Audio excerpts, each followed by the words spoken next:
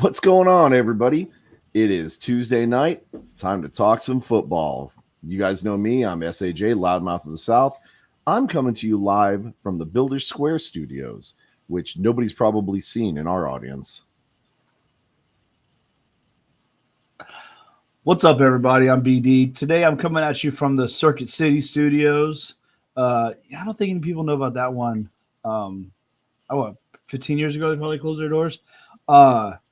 And today I feel like the Steve Buscemi from whatever the kid showed, he was like, "How you doing there, fellow kids?" Trying to hide a nasty sunburn right here, so just, don't mind the hat. Yep. So, as most of you know, we definitely went to Memphis this last weekend and got to see arguably one of the best games that we've seen in spring football. It was an incredible weekend. We had a lot of fun. We made a lot of memories. We got to hang out with a lot of our friends. Of course, we went with the rest of the members, minus DJ, of course, who was staying at home. Taking care of time with his family and his kids and everything.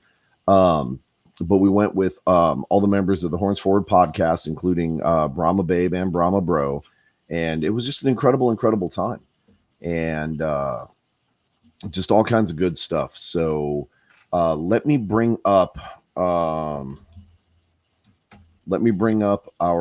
feed, because Facebook is being stupid again. And so I can't exactly see everything that's going on. And I definitely don't want to miss your comments. If we have any comments, I'm also sharing this to from my feed to the Texans Talking Football page. And so I want to make sure that you guys aren't, making comments and then we're missing out on stuff. Well, I thought I shared it anyways. I guess maybe I didn't. For whatever reason, it's not sharing. Well, anyways, if you guys have comments or whatever, definitely come see us on my page, and you can make your comments here. I'll try and keep up with everything that's going on. There will be that delay, though, until I can figure out what that Facebook glitch is. Now, I will tell you, though, that this is something that has been happening to lots of other podcasts as well. So this is not unique to us, because apparently Meta has changed their streaming requirements for some pages, and I've not been able to figure out a workaround to where we can directly broadcast to the Texans Talking Football Facebook page. But we will get it figured out, I promise you.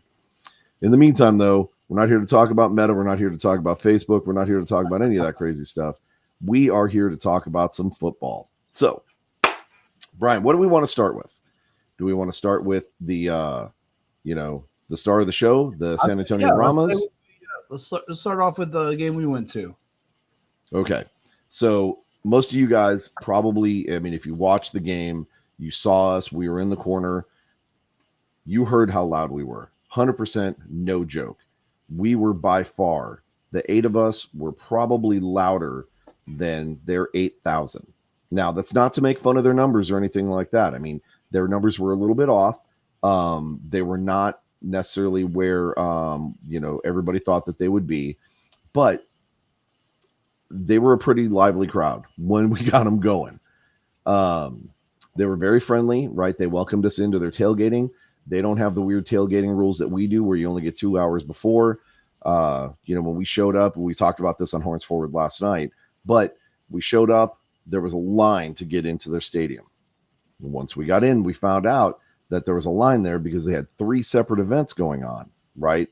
They had like a UIL track competition thing, they had a basketball game going on, and they had the football game. So the 8,000-9,000 cars that we saw in the parking lot, maybe a half of those folks were maybe going to the game, or less, but again, we met a bunch of cool people at the tailgating. They invited us in, made breakfast burritos. They offered us some. We offered them Brahma's beer, right? Made peace, did all that. And then we got a little crazy in the game. So some of the fans, in fact, made comments about, yours truly here, how I spent more time looking back at them talking trash than I actually did watching the game. Now, I will say, I did turn around the time. Sunburned and I am. Right. Well, it's probably my neck that's all roasted. I did turn around in time to watch pretty much every single play, including the one that De La Haye got hurt on. And we'll talk about that in a little bit, and what the implications are going to be from that. But we definitely watched the game. We're not necessarily a huge numbers team or numbers show. We don't necessarily talk about, all the stats and figures that everybody is doing and stuff like that. But it's definitely important to kind of address some of the struggles that we had. So if you look at Garbers, right, he went 29 of 40, 287 yards, 3 touchdowns, 1 interception. Did a pretty decent job taking control of the team, especially in the last 5 minutes. Yeah, the last couple drives. He was fantastic. He knew what was going on the field, and he was able to kind of direct the team. Those that watched the game, you could see the interaction between him and AJ Smith. There was also a video that came out today that the UFL, the Brahmas, released that had a lot more of the coaches and the players talking during that drive, and you could actually see him telling AJ Smith, kind of AJ Smith would call a play. He's like, "Hey, we're on the wrong hash for that play. All right, we'll flip it." And something else happened. He's like, "Hey, I know what I'm doing. I got this. He was telling AJ, "I know what I'm doing, man. Come on." Very much was being, just the leader on that field of that team, and it was great to see. That was, really that fourth quarter was all the offense we had. What was it? Halftime we had like 8 yards total of offense, which AJ kind of blamed himself on, but really it was the team. There was a lot of stuff that just reads not being made properly that we could see from where we were, and then going back and watching the game again. And it was also the Memphis defense as well. They came up with the scheme, and they were very effective with it in that first half. And Brahmas made some offensive adjustments and really turned it around. Like I said, it didn't score till the fourth quarter, but you could even during that third quarter, you could see some momentum and just some different plays and getting Cody Latimer involved. That was a major difference in the game there. Oh, 100%. First of all, Jeremy, what's up? Again, we're still having the Facebook issues, so we're going to be a little bit delayed here on some of our responses. So definitely feel free to make your comments, whatever. We'll try and transfer them over from the Facebook feed back over to the restream, so we can answer your questions and stuff. But Chase Garbers 100% impressed me this week. Not that he hadn't impressed me, but he's quickly becoming one of my favorite players just because of him taking control and taking command of that team and having those discussions. If you watch some of the clips, he's having a very heated interaction with AJ, the offensive coordinator. And I can understand that passion. It was more, the kind of trust me, I know what I'm doing. I know how to beat this team. And 100% did, right? He made it happen. So again, we talk about his stats, 29 of 40, 287, 3 touchdowns, 1 interception. Quarterback rating 152.5, which is insanely impressive. Yeah. Okay. He's leading the league first 2 weeks in QB rating. What was it? He was like third in passing, first in touchdowns. He's up there right now with favorite for MVP. Yep. So. And I hope that we not only do we take the championship, that our quarterback does get the MVP also, to show everybody that they never should have slept on us. Yeah. Right. So 100%, man, it was all about us all weekend long. And I love every bit of that. Now, that's not to take anything away from, I don't remember his first name, but Cookus. What's happening, Mr. Cardenas? Horns forward. He's a gentleman that we've been working with, getting some souvenir stuff made. And we'll definitely talk a little bit more about that, and maybe do some shameless plugs for him as well. But I believe it's Chase Cookus. Chase Cookus, okay. No. Whatever his name is, Mr. Cookus went 17 to 31, 194 yards, only one touchdown, but no interceptions. So he gets a quarterback rating of 118, which I think is not necessarily as indicative as how good our defense is. Jorge talked about it on Horns Forward last night. We have a bend but don't break offense, and defense. And if you look at the scores, right, they only got one touchdown the entire game. They had to settle for 2 field goals in the second quarter. They only got 1 field goal in the third quarter and 1 field goal in the fourth quarter. And that was not enough to hold back that offensive flood of 20 points in the fourth quarter by the Brahmas. And we were bend but don't break last week against DC too. All they had was 4 field goals. Mm-hmm. So we shut that down. It's frustrating as hell watching teams go down the field sometimes, but most of the time they're getting 3 instead of 6, 7, 8, or 9. So definitely. I mean, I'd like them to not bend as much, but I'll settle for field goals. But I mean, come on, guys, get some tackles, make some stops, some turnovers. Stop wearing us out, stop stressing us out. Mm-hmm. Maybe bend but don't break at like the 40 or the 45. That would be really nice. No, because then we get the ball at like the 10. I'd like them to like bend, like just hold them at like the negative 30. That would be nice also, right? But I'm not trying to be greedy here, right? We'll take what we can get. Take what we can get, but come on now. Now I think I've got a few more gray hairs from this season already. Very true, very true. Now I think it's important to note that Latimer had himself a day, right?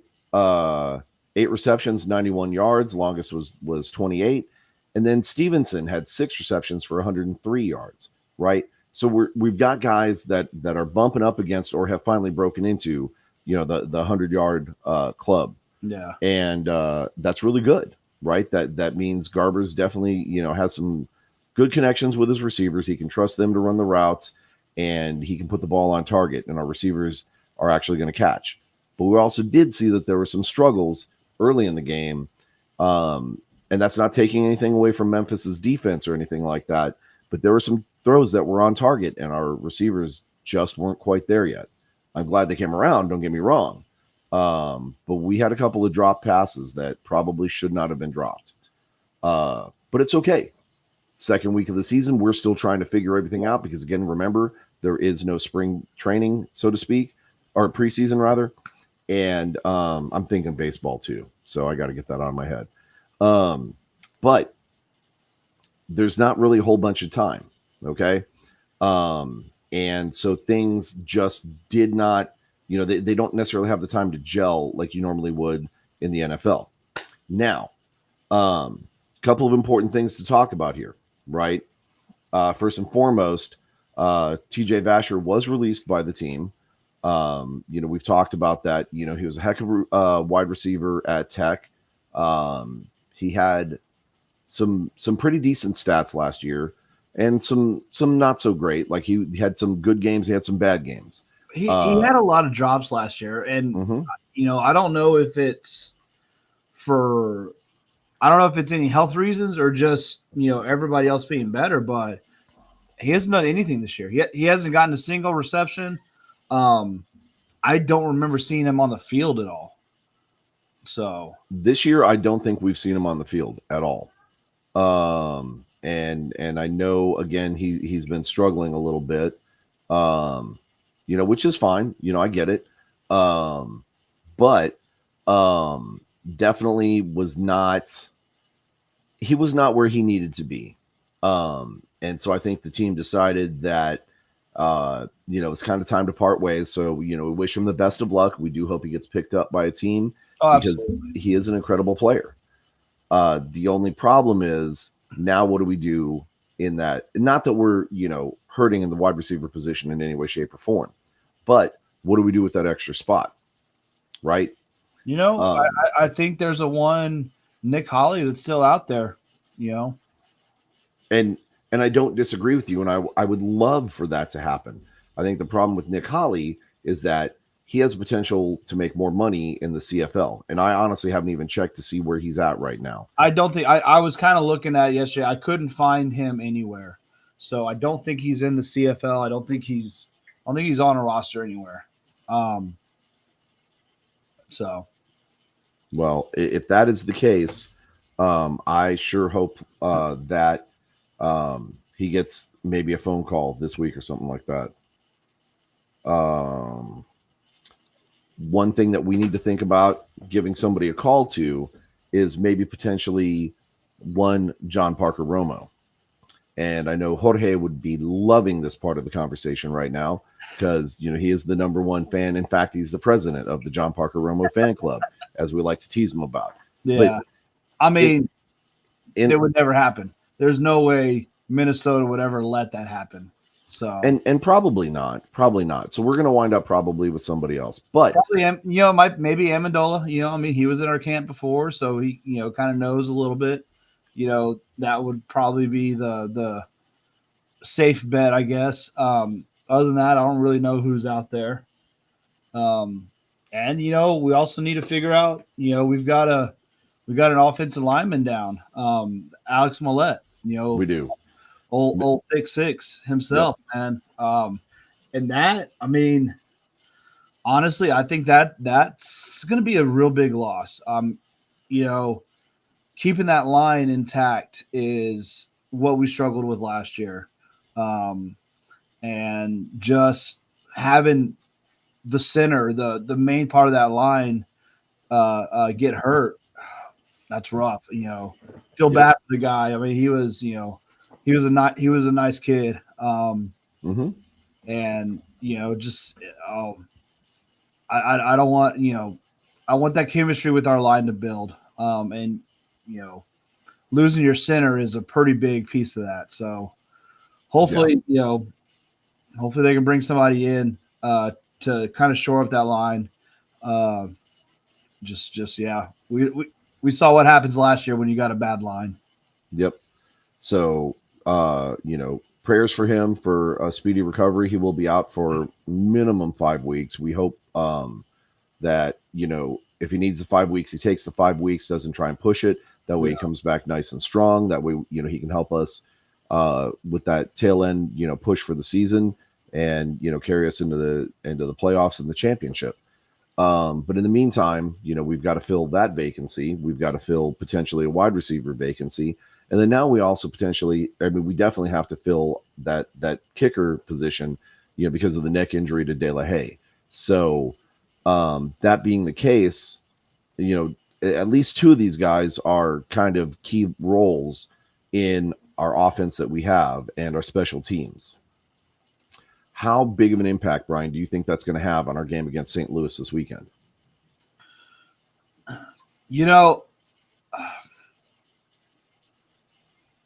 I think, the kicking game, we haven't seen a field goal attempt yet. And that I think we were questioning why during the game, and probably because he was hurt. That's the reason why they weren't running out when they we would have thought they would have. So we haven't needed a kicking game quite yet. At some point we might, but the kickoff is going to be, that's where we're going to probably miss De La Haye the most. He was booming those kickoffs, about as deep as you can get them. And, with minimal returns, really. I say Memphis had a couple good returns due to some blocks and some holds that weren't called and stuff like that. But, I think that's where not having De La Haye is going to hurt us the most right now. Yes. I honestly think we're going to be okay. Minus the questions at, center, obviously, having that connection, with Garbers. I can't do some more. It's bugging me. That could potentially bite us. However, I don't know that that's the end all be all, because we usually have, a starter and a second stringer. And I'm sure the second stringer is getting reps, and hopefully he has a connection with Garbers as well. And well, he seemed to do fine, in the game last week. Yeah. When Millette went out. So there weren't any bad snaps. There weren't any, any nothing high, nothing low, nothing got fumbled. Like it looked like the connection was good. So right. So that being the case, we're hopeful that that should be a pretty smooth transition. The rest of our offensive game is pretty strong, right? We know Garbers knows how to take control of the team. He knows how to make the reads and make the good throws. He even told AJ at one point, he had to dump a ball or get sacked, and he definitely didn't want to do that. So he's got pretty good field presence. So we're good there. Yeah, we've got receivers that can catch, and make some plays. They've just got to make sure that they catch, obviously. And then we've got running backs that can actually run. I mean, if you look at our rushing yards, Garbers 2 scrambles for 20 yards, Lovett 3 scrambles for 10, and then McFarland 5 for 6.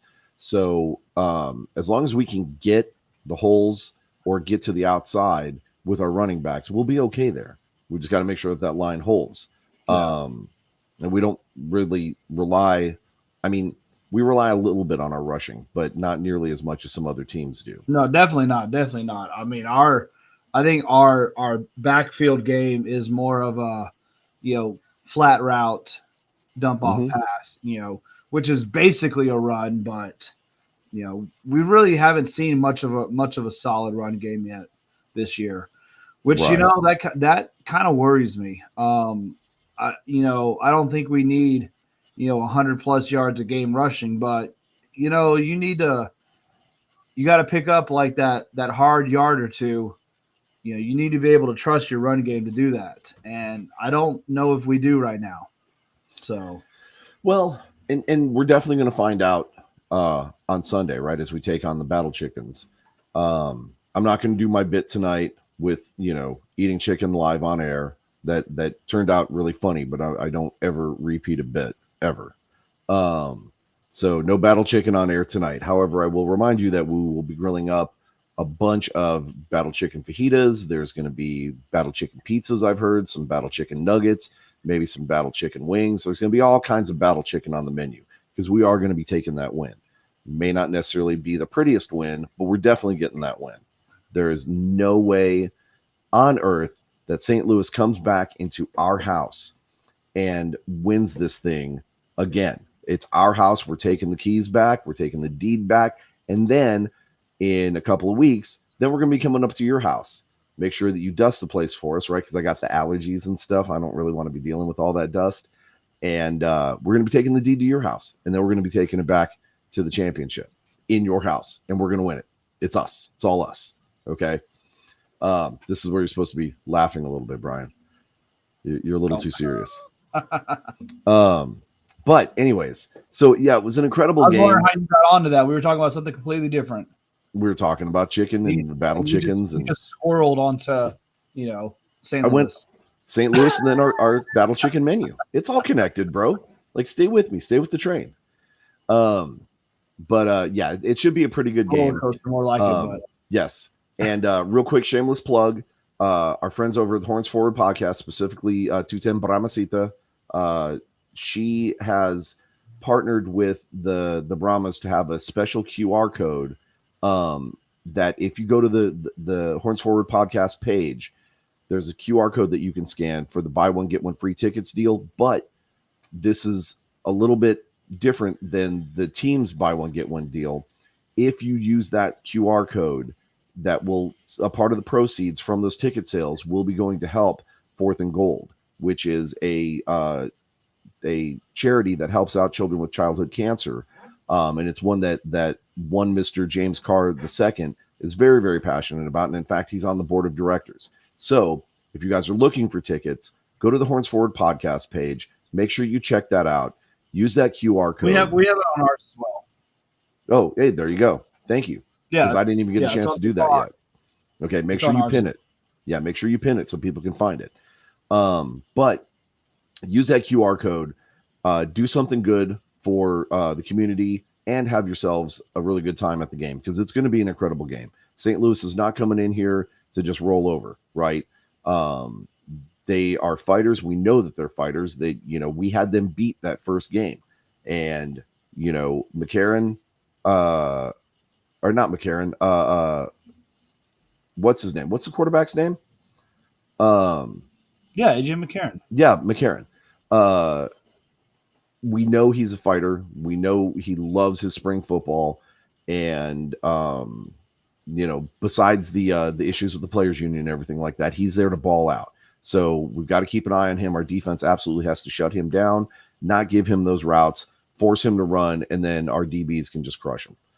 But anyways, right, it's going to be a heck of a game. Make sure you come and check it out. Use that BOGO code. Help out the 4th and Gold charity, and it's going to be good stuff. Now I'm trying to get back to where I was because I'm all over the place because I'm a little bit crazy. And then one more shameless plug shout out. After we went to the game, we happened to talk to a fan that was in the stands, and full gear, 100% looked like he was dressed up to play on the field, and I was very impressed with all of his stuff. Come to find out, he actually has a friend that does the helmet painting. So shout out to the End Zone Helmet Painting. You can find them on Facebook. You can find them on Instagram. I'm trying to see if I can bring up a picture. Let me see if I can share screen, just so you can see some of the work that this guy does. Where are the tabs for it? Give me a second. I've got to go full screen, share screen. We're going to do Facebook. Okay. So this is the work that they do. This is a replica helmet. This is not actually a player helmet, but they do this kind of quality work. So if you are in need of helmets to be painted, or any kind of fan merch or whatever, anything like that, make sure that you give our friends over at where the heck did my thing go? Give our friends over at the End Zone Helmet Painting jingle on Facebook or even Instagram, whatever, and see what they can do for you, because they're doing some incredible work over there, and they're not a sponsor or anything, but we definitely want to make sure that those guys are supported because all the good stuff that they're doing there. Now, let's move forward a little bit, and let's talk about where am I at? Let's talk about the Houston and DC. Well, no, let's talk about the Arlington and St. Louis game, right? Oh, yeah. Because that was the second one of the weekend, and it was a pretty good game. I'm not gonna lie. It was definitely. I kind of thought St. Louis was kind of going to roll over Arlington. It didn't happen. It was close. It was back and forth. Hell, it probably should have gone into overtime, but Arlington missed the what should have been a chip shot for a 46-yard field goal right before St. Louis's last drive. Mm-hmm. So if you go back and look at it, it very much was a back and forth battle, right? Pretty evenly matched. Nobody scored in the first quarter.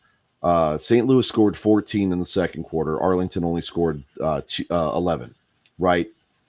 Third quarter, St. Louis scores another 7, and Arlington only answers with 6 points, right? 2 field goals.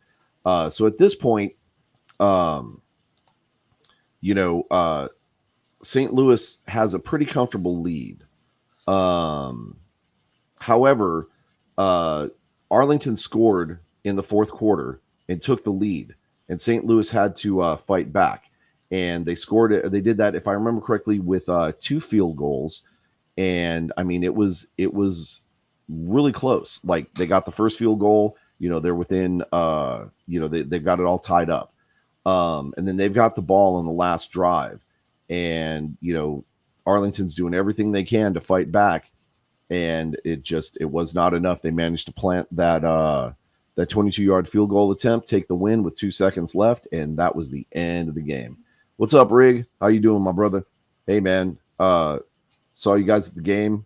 Happy to see you. We'll be talking about Houston here in just a second, and glad you guys made it safe to. I believe you guys are in Michigan, if I remember correctly. Yeah, Detroit. And so I'm glad you're safe there. Make sure you stay inside, lock the doors, only go outside to go to the game, and then get back to the hotel, and then get out of there as quickly as you can, because it is Michigan. That's just my Green Bay shot. But Perez actually went 21 to 29, 233, one touchdown, so 151.3 quarterback rating, and McCarron 19 to 29, 248, but he had two touchdowns, so he gets a 160.1. But it was a good back and forth game, right? That was kind of one of those games that you definitely wanted to keep your eyes on. And surprisingly, there were a lot of eyes in that game. I guess it's St. Louis. Oh, they're in New York heading to Connecticut. Okay. Well, safe travels, man. Be safe out there. And hey, as much as we take shots at St. Louis and everything, I do have to applaud them. They set the all-time spring season attendance record this weekend, 40,000 in the Battle Dome. Yep. So hats off to you guys. I don't know how you're doing it, especially with, you had the Cardinals playing that weekend, you had MLS going on, and you still managed to bring in 40,000 fans. So hats off to you guys. You're doing something right. Keep it up. You guys are setting the standard. We need to be chasing after that. Okay. But again, it was a good game. Arlington is now 0-2. They are definitely struggling. I got to say, this was a great game for Perez, but the team in general, man, they're just struggling on defense, man. Riggs said that's a lot of chickens in one coop. 100%, man. Just imagine how dirty it was when they left. Oof. But yeah, Perez is doing everything that he can. Arlington is struggling on offense. Brian, what do you think it's going to take to get them off their losing streak? Playing themselves for the rest of the season. Dang, that's brutal, man. You're they don't look good right now. They don't look good at all right now. No, they're not the only team that doesn't really look good, but I think they look the worst of the league right now. I don't know. I think this is just going to be a long season for them. So yeah, maybe they get a couple wins, but I don't see more than 2 for the season for them. So do you see them sneaking in the back door in the playoffs this year like they did last year with Perez? No, absolutely not. Okay. And I know they made some changes on defense. They let, some of their players from last year go to try and pick up some other players. Maybe they didn't make the right moves. Maybe those players are still available. Maybe you give them a call, right? Call them up. Hey, man, maybe come join us so we can make a playoff push. But you're right. I really don't think that Arlington is going to do – the Arlington this year is not the Arlington from last year. We saw that when they played the Stallions.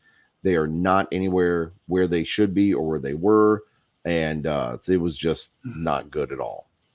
Now, what they were hyped to be, I think, is more appropriate because they were hyped as being up there with with Birmingham, with the top of the league, and most of us didn't buy into that. And they're kind of showing why right now. Yeah. So let's kick over to our friends in Houston, right? Predator couple, Rig Rocker. Awesome that they were able to go on field and do the opening game ceremonies, right? They were able to do the flag display and all that stuff. So, definitely glad, happy to see them out there. They showed them several times. One thing that we're not allowed to do, right? And I get it. But one thing that we're not allowed to do is participate in the beer snake. You DC fans did not let them contribute any cups or even get close to the beer snake. And I get it, right? That's your home thing. That's your stadium. That's a distinctly DC thing. But how cool would it have been to allow them to be a part of that and show that, again, the health of the league and everything. Yeah. I like you said, I kind of understand why they do it, but I mean, I just think it's a missed opportunity. Yeah, Right? exactly. They could have had an incredible opportunity to do photo ops, right? Maybe have the predator couples either putting a cup on the bottom to start the beer snake, or maybe a cup on the top to kind of, you know, I mean, and it doesn't kind of have to cap be it off. one of the start, one of the ends. I mean, throw a cup on in the middle of it. Just Oh, just participate. oh, so I'm getting some information from Rig, through Facebook, that the super fans wanted them to do it. It was the staff at Audi Field that wouldn't let them do it. That's very interesting. Huh. Now we already know that the staff at Audi Field have not made some of the best decisions. Yeah, this is also the staff that canceled the beer snake halfway through the first game, which caused all the lemon mayhem. Right, So, Lemongate. Lemon Gate. I hope they call it that. I love that. I love that name. And I think I stole it from one of their fans. But 100%, right?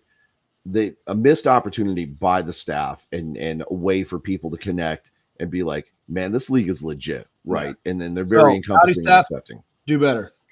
Audi staff, do better.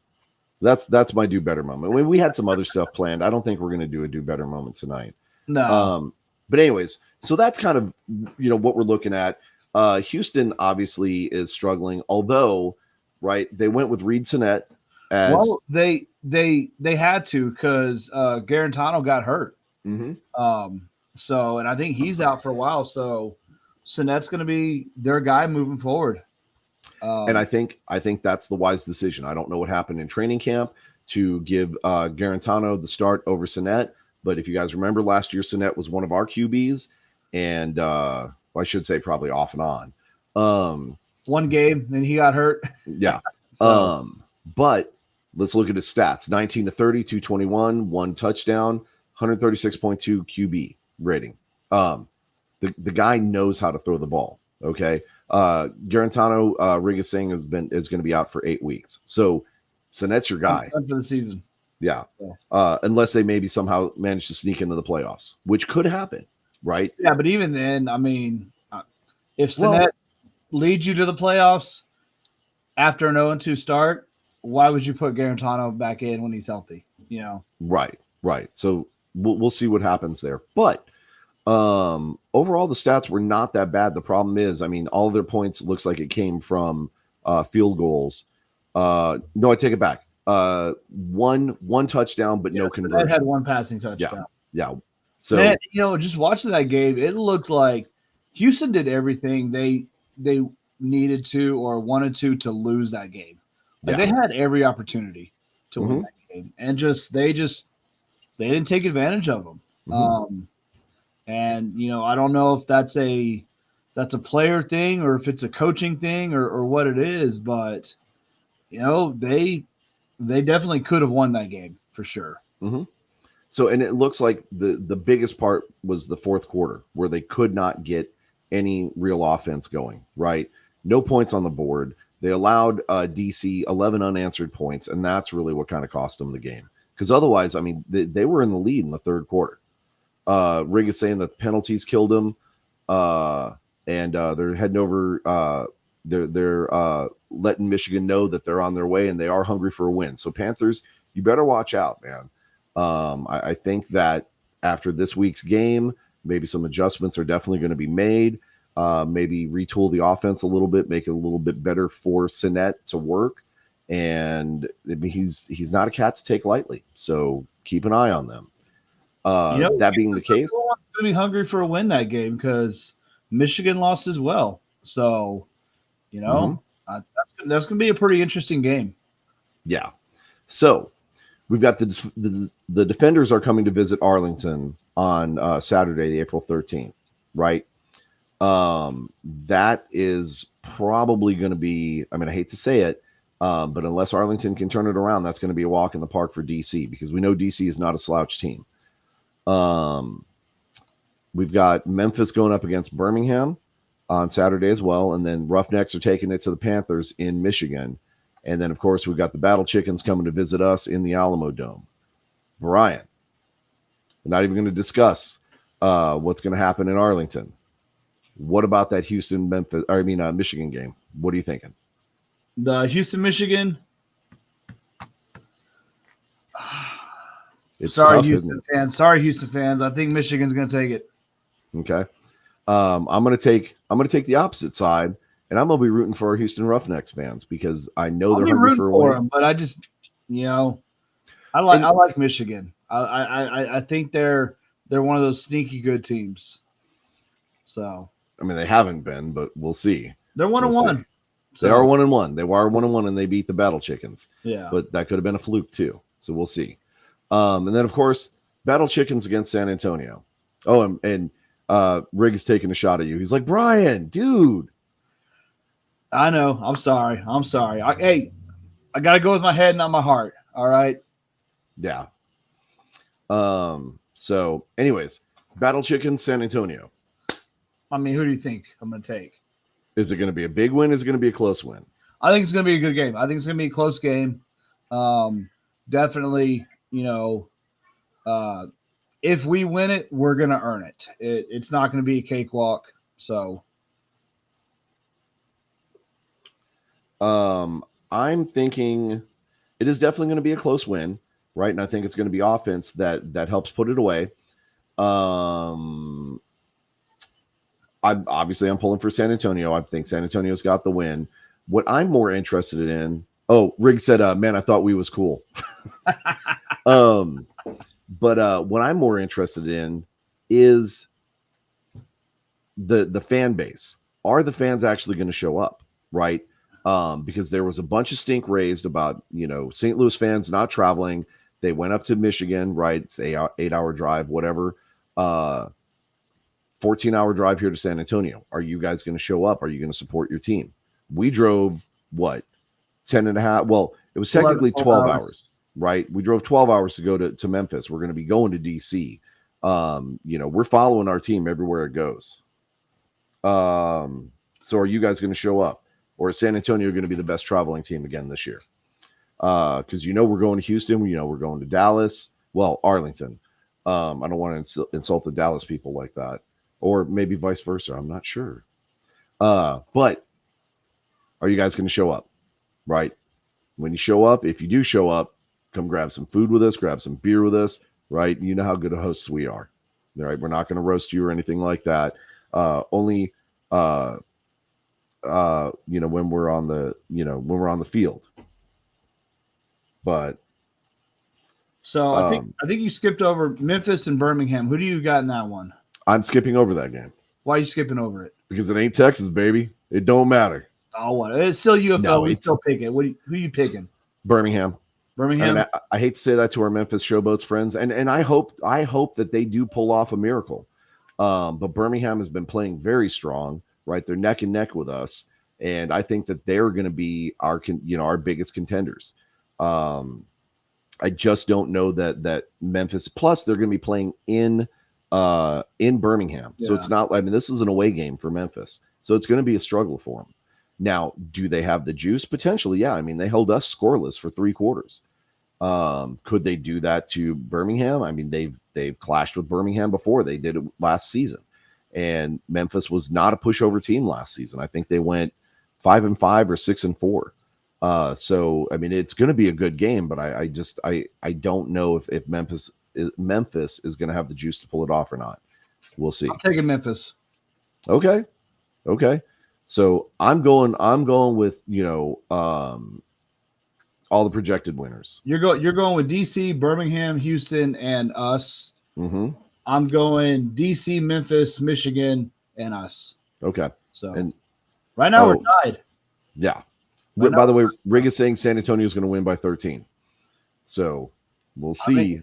I mean, that's a bold prediction. It is. I would say more like 4 or 5 is kind of what I'm. Well, although again, right, they struggled with Michigan. They lost to Michigan, and Michigan's a 1-1 team. And they did. Oh, hey, what's up, Ball Hawk? He's saying Battle Hawks, baby. But you'll see that that's not going to turn out to be the way that you want it to. Focus on your guacamole that you're making for the contest, and don't be upset when St. Louis comes to San Antonio and loses this year. But we'll still have Brahma beer for you, and we've always got a spot for you at our tailgate. You know that, baby. Much love. But again, right, St. Louis did struggle against Michigan, and they barely eked out a win against Arlington, and we've seen how Arlington is. So maybe they're good, maybe they're not as good as what we think. We're going to find out this weekend when they play, a championship caliber team. Now, okay, we're done with all that. We're running out of time. Let's talk some IFL. There was only one game we were focused on this weekend, which was the Northern Arizona Wranglers, who came here to San Antonio and opened up the season for the San Antonio Gunslingers. You know what? The Gunslingers forgot To show up. but they forgot to get their guns up. Yeah, we're not. Oh, God. You know how much I hate that, man. I know. I hate that. That's why I say it every time. San Antonio has been. It's like you and my favorite team of the league. Oh yeah, where are we even going to talk about them this week? Yeah, good. The name. The Cleveland Steamers or whatever they are. Might as well be. Yeah. Northern Arizona, San Antonio. First quarter tied 7-7. So it very much was a back and forth battle. A lot of incomplete passes, a lot of just, blanket coverage. And in fact, Gunslingers got on the board first, 11-29. But then nothing else happened. And then Arizona got on with 5 minutes left in the game, tied it up. Second quarter, San Antonio comes back, scores a touchdown. Then Arizona comes back and scores a touchdown. And then Arizona takes the lead. And then San Antonio, I guess they missed the extra point. And then San Antonio, again, like I said, they come back and they take the lead. And then Northern Arizona comes back and takes the lead. And they kept it for a while. Yeah, 24 seconds left in the second half. They started walking away with the game.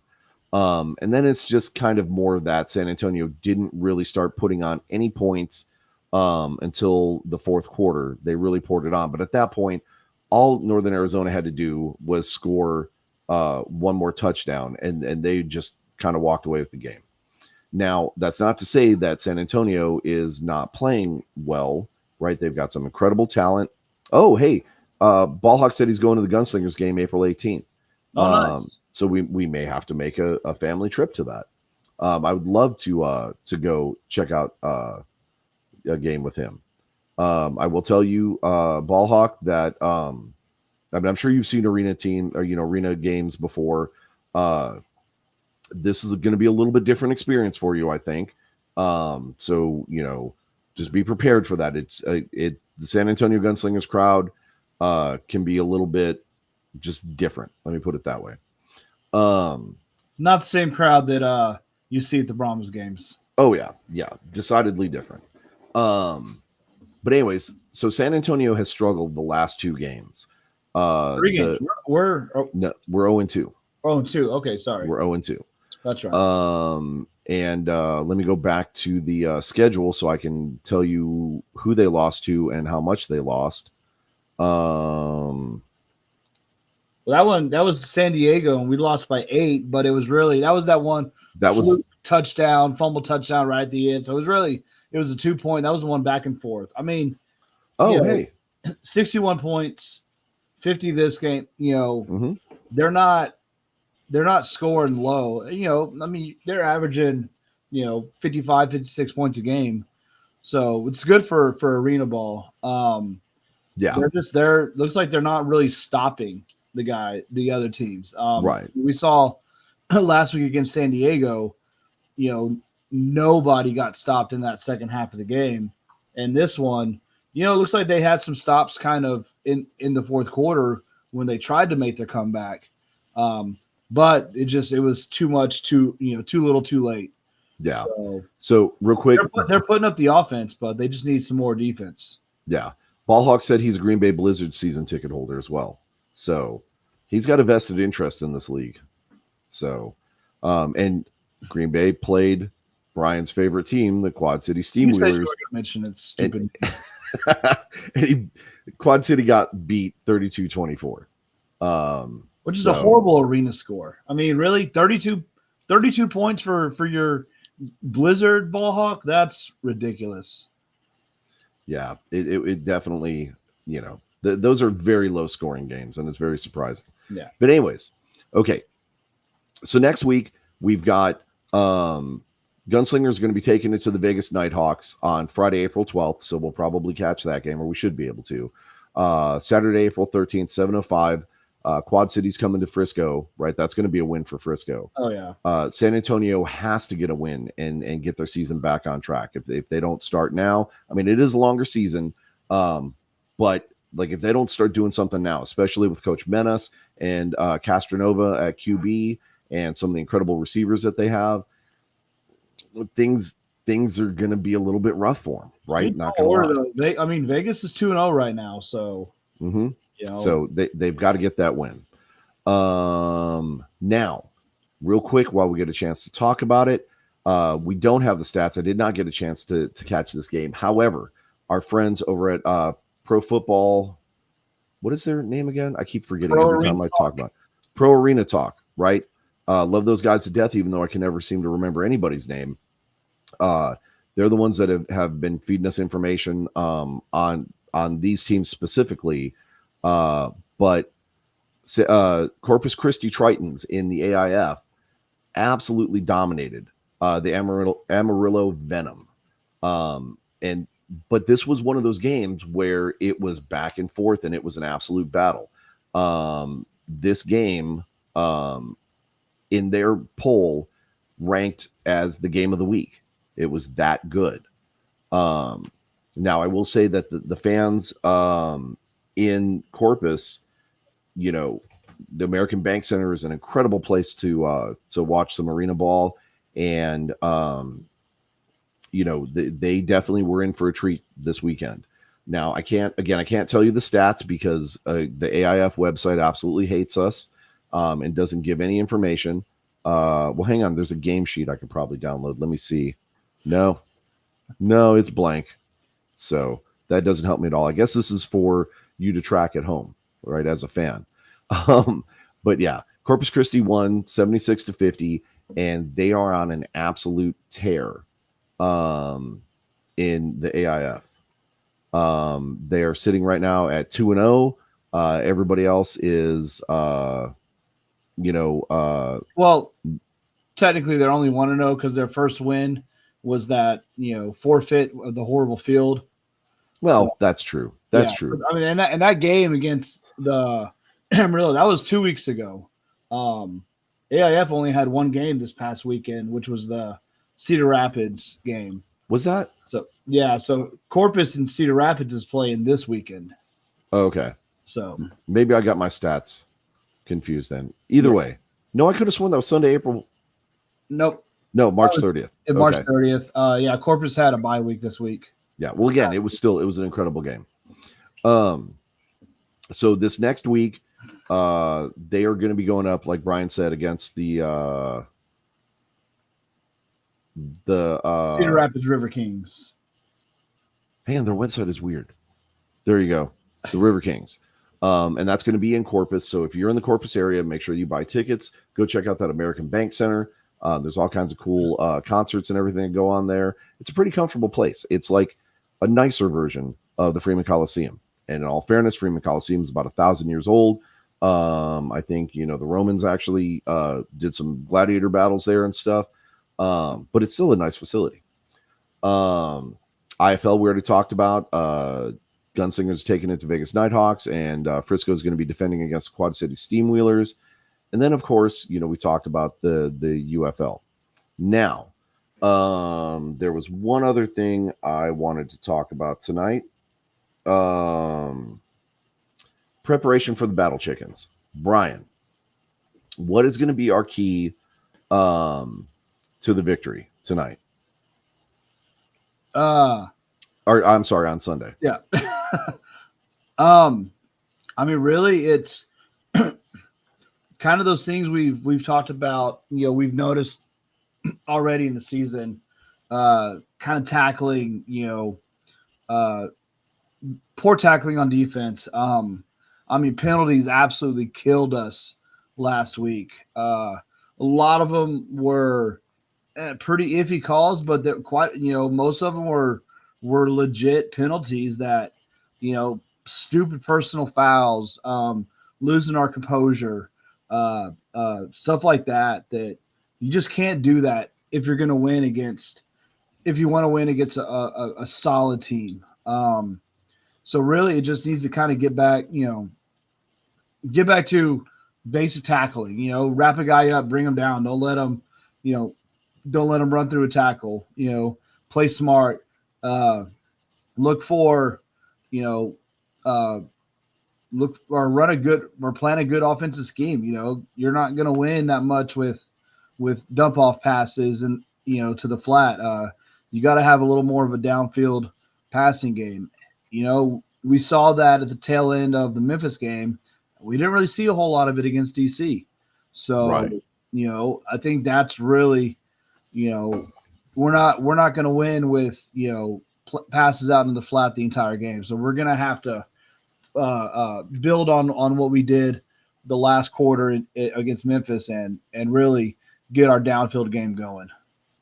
Yeah, no, we definitely need to make our tackles and watch the penalties this game 100%, right? That is one of the things that killed us last week, and did not affect us against DC, as you said. So St. Louis has some pretty wily receivers, and that they've got a veteran of a quarterback. So we have to be absolutely on our game on defense to make sure that we're shutting down any of those routes that McCarron can take care of, and make sure that we're keeping pressure on that line to keep him from sneaking through.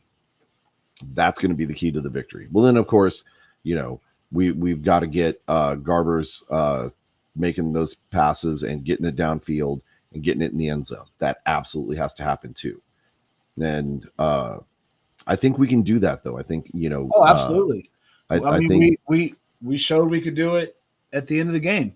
So, I think we were all kind of wondering where our passing game was, where those downfield passes were.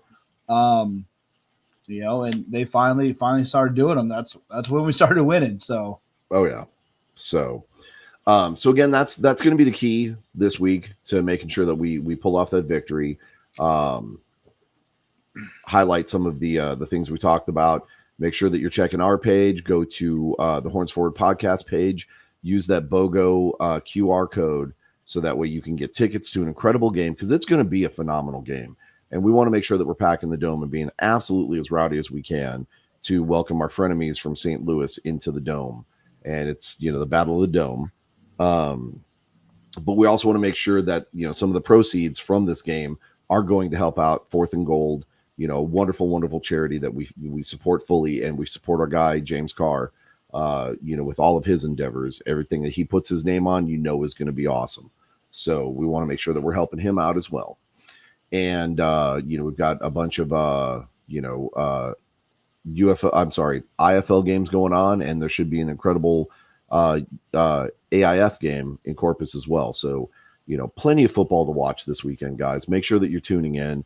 Heck, you can even watch that Memphis Showboats and Birmingham Stallions game, and that should get pretty good viewership. I am kind of thinking, though, that for the XFL faithfuls, that all eyes are going to be on San Antonio this weekend, and we're going to show them why we're number one. I lost BD for a second. I don't know what happened to him, but that's okay. We'll be all right. In the meantime, as he tries to figure out what his technical difficulties are there, hopefully he pops back in here in just a second. But losing my train of thought, I apologize. Make sure that you're tuning in, watching as much football as you can. Hey, you're back. And he's gone again. And he's back. There he is. Bro, you got the connectivity issues. No, you know what? I bumped a plug, and I think that screwed me up. So Okay. That one was my bad. Yeah. I think that's about all we got this weekend or this week.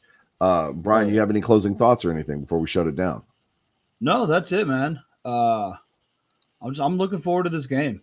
So yeah, it should be an absolutely fun game. It's gonna be a lot of fun. Yeah. What I'm looking forward to, hopefully, is figuring out how to get our Texans Talking Football feed back onto Texans Talking Football and not have to show it, share it from a personal page. But again, that's that whole, battle of meta. So, and I'm not the most technological savvy guy. I'm still trying to figure out how to get back onto my MySpace page and just start pushing that again. So, with that being the case, Brian, horns forward. Let's go. We'll see you guys this Sunday. All right. Watch some football. Have some fun. We'll see you, cats. Later.